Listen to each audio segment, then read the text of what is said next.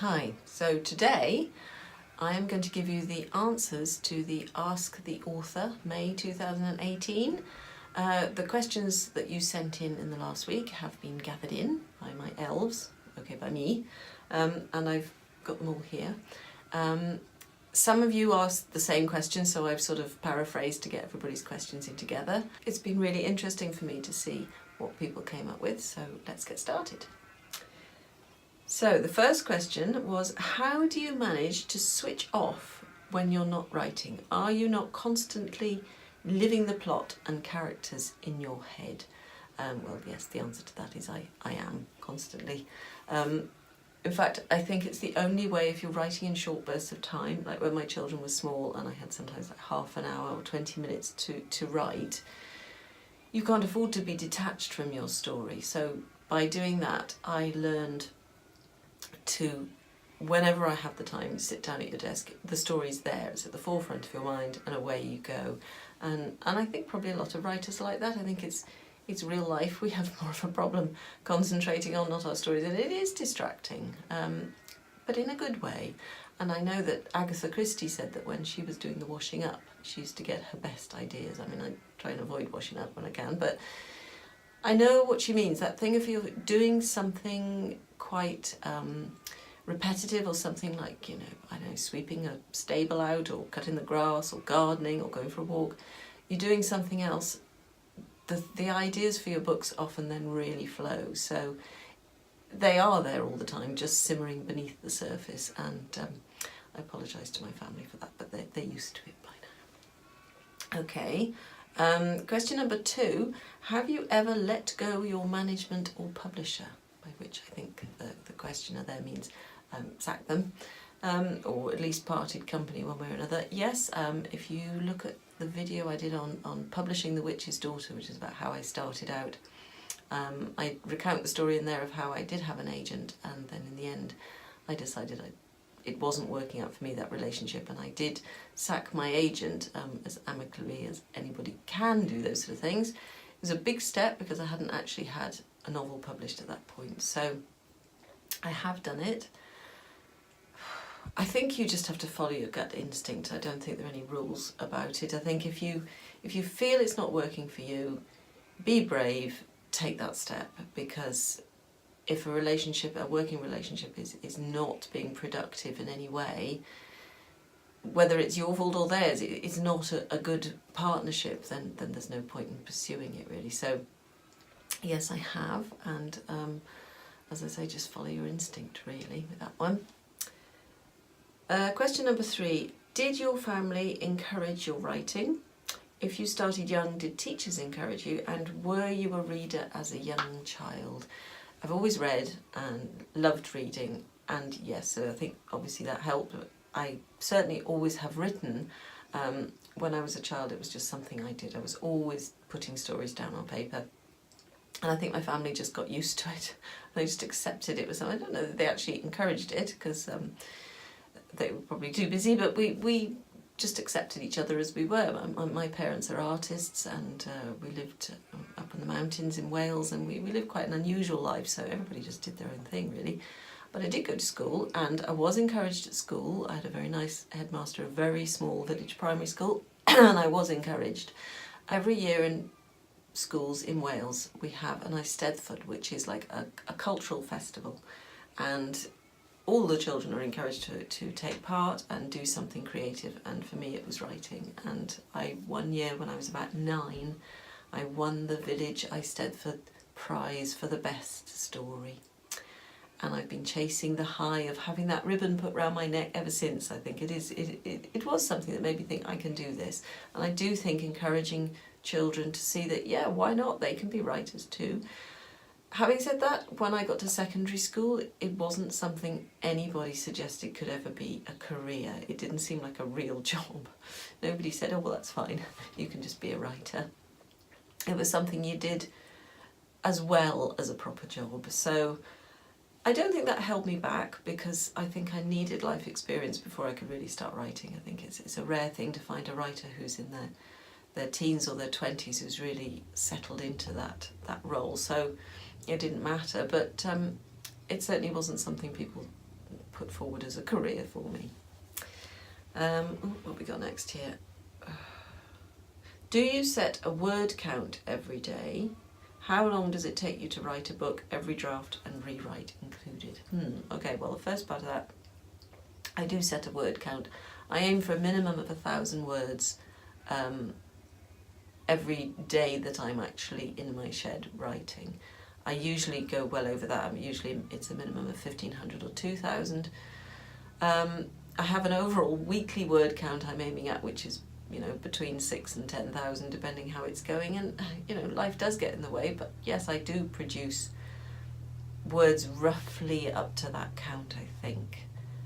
There will be times when I'm doing a lot of editing or marketing and I'm not actually writing, maybe for 2 or 3 weeks, but I start to get really restless if it goes on any longer than that, and I want to get back to it. So it's not hard. It's not a difficult thing to have a word count. For me, it gives me a shape and keeps me on track because my writing schedule is quite tight and I have lots of projects on the go. So if I didn't have some sort of figures attached to it, I would maybe get in a bit of a mess. But it helps. There are days when I can write like 50 words and then think, oh, lordy, is that it? Is that the best I can manage? And then I'll write another 50. And it is just like walking uphill through thick mud and you can't seem to make any progress. But I just keep going. Sometimes you produce stuff that's not very sparkling on those days. Other times you surprise yourself if you just feel, well, you know, I've got to produce the work. If you push through that resistance or those days when you don't feel you're doing very well, sometimes the work can actually be quite good, and it's always easier to rewrite. It's always easier to edit something than nothing. You've got to get something on the page. So yes, I do set a word count. How long does it take me to write a book? Depends on the book. The Gretel books I write they're quite short. They're 60,000, 70,000 words. I plot them very tightly before I start, and I can write one of those in maybe 4 or 5 months for the first draft, and maybe another 2 months for it. So from start to finish, 6 to 8 months, I could write one of those quite happily because they tend to come out quite fast anyway. My historical fantasies, my witch books, and the books that I'm working on now, they will take longer.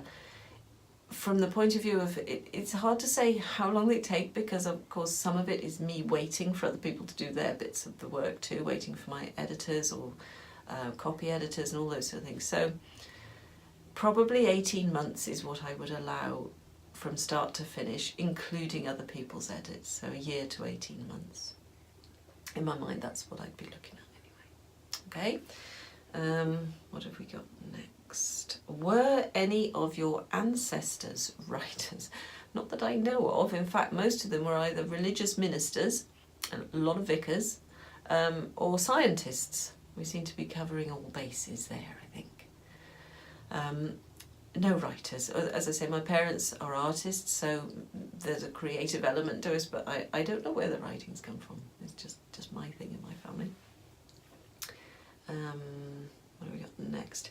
If you could time travel, where would you go? But I do time travel. I time travel here in my little shed. My family call it my TARDIS. I come in here and I go not just somewhere else, but somewhere else. And that, for me, is the joy of writing historical fiction, and it's a real luxury. I do feel, I hope my readers feel when they go somewhere in my books that they've been transported there. The 17th century I particularly like, so I have chosen to set a lot of my books or parts of my books in the 17th century, particularly the earlier part of it. I don't know why.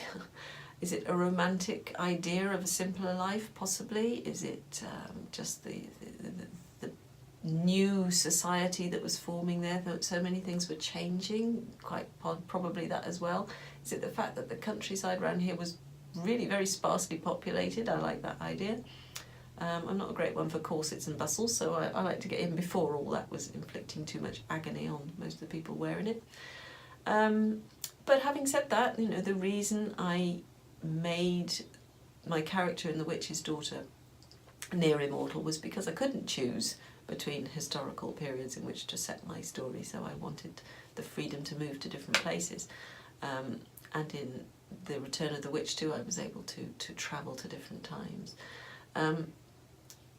What I wanted to achieve with The Little Shop of Found Things and the other books that are coming from that series is the idea that we could time travel, that the main character in it she's a modern day character, but she does actually travel back in time to the 17th century, because it is exciting, I think, to think about, well, what would it be to be just landed in another time? How would it feel to cope with the differences in how people treated each other, the different things you had to eat, the way you had to wash yourself, all those ordinary things on top of the incredible adventure? How would it be to deal with all that stuff? So I really wanted us to try and experience that, me as a writer and you guys as readers too, and hopefully I've achieved that. And I'd like to know, what would your favourite time be? So if you've got a favourite time that you'd like to travel to, put it in the comments. I'd like to hear about that. Okay? So, do you think content editors are essential, and how have editors refined your books? Well, I'm here to tell you, a good editor has a value beyond rubies. If you're lucky enough to find someone who gets what you're trying to do and will support you in that, hang on to them, don't let them go. I've been working on with my current editor at Thomas Dunn. I think we've done 7 books together now, and so we're at the stage where we can be quite honest with each other, which is a good thing. It saves a lot of time, a lot of fiddling around, and there's no doubt about it, your books are better if you have a good editor. It's not just that they pick up on inconsistencies and repetition and clumsiness and bits of lazy writing, which could possibly be in there. It's that they challenge what you're doing. They make you defend it. So if you say, well, I like that bit where she does that, I think that works really well. Well, why? How? Are you sure? I don't think so. You know, if somebody challenges your writing, it gives you the reason to defend it before it's out there in print, because once it's out there, and you can be sure that people will be questioning and challenging it then. So there's no substitute for a really good editor. If you're lucky enough to have a team working on your book, it is hard to take on board everybody's opinions. You do have to stand up for yourself if you don't agree, or if you just have a different version in your head. You've got to be clear about how you get that across. And at the end of the day, it is your book. It's going to have your name on it. And you need to be able to say, yeah, well, that's how I wanted it to be. I believe in the way it is. It's no good saying, well, my editor said it would be better like that. You know, your name's on it. So make sure you're comfortable with it. And I am. And we do disagree sometimes, me and my editor and my other editors that I've had in different publishing houses. You're never going to agree on everything. But that challenging of your work makes it much stronger. So I really wouldn't be without it. And I consider myself lucky there. Let's see who else been asking questions. Oh, this was from Ella, this question. What would you do if somebody hated on your books? It's an interesting one. We are quite removed from our work. I mean, here I am sitting in my little shed and people are reading my books all over the world, which is lovely. And I don't know really what they think of them most of the time. The best compliment I have is that they keep buying my books. They buy more. Readers will buy more than one of my books and they'll tell their friends, and that's wonderful. If you hear that someone has read one of your books because somebody else recommended that's really pleasing. But of course you can't please everybody, and people are going to dislike your book just because reading is really subjective. Maybe they were expecting something else, maybe they didn't like the style, the pace, the character had the same name as their hated mother-in-law, who knows? People have lots of reasons for not liking your work, and you just have to live with that really, because that's fair enough. I buy books and then I decide I don't like them too, so that's okay. I have no problem with that.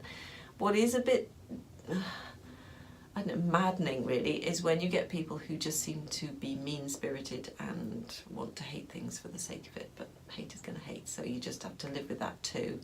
I make it a policy not to respond to reviews on sites like Amazon and places like that, whether they're good or bad, so that I just leave them to stand. And in fact, the times when there has been anybody maybe being a bit mean, not giving a bad, I mean, if it's a bad review and they back up that with their own opinion, that's fine. But if they just seem to be being mean, it's interesting to see that other readers other book buyers and reviewers will often comment on their reviews and stick up for me, which is lovely. And that I just let them police themselves, really, because I think that's the best way to do it. So you do have to put up with it. It does happen, and you just have to remind yourself that you're doing the best you can, that you are happy with what you're doing, and that lots of people do like them, which is why I keep doing it, really. So this is a question that I'd like your help with as well, really. It says, if your books became movies, do you have anyone in particular you can see playing the various characters? It's a lovely fantasy, and I have had some of my books optioned for films. I have had interest in my books. There have been all sorts of nibbles and exciting moments. And we all prepare for the red carpet mentally, but you know, it's a long journey to get a book adapted from the original to actually being made into a film. So it hasn't happened yet, but never say never. And I do write screenplays as well. I write screenplay versions of my own books, and I write original screenplays. So one day. Who would I cast? Well, I've always fondly imagined Rachel Weisz would have been a really good Elizabeth in The Witch's Daughter. I don't know what you think about that. It's so hard. I do change my mind about this as time goes on. But I'd love to hear your thoughts. So who do you see as Gideon or Kai or Morgana? And do you have an idea for Lilith? Somebody very glamorous for that one, perhaps. I mean, I'd really like to hear, so you could put that in the comments. And I will be doing videos about screenplays as well, so you can look out for those. So I don't know, I found that really interesting to hear your questions and find out what you wanted to know, and I hope I've answered them in ways that make sense. If you have any more questions, put them in the comments, and I'll do another question and answer a little bit later on in the year, perhaps something more to do with the new book. So meanwhile, thank you for your questions, and happy reading, and good luck with your writing.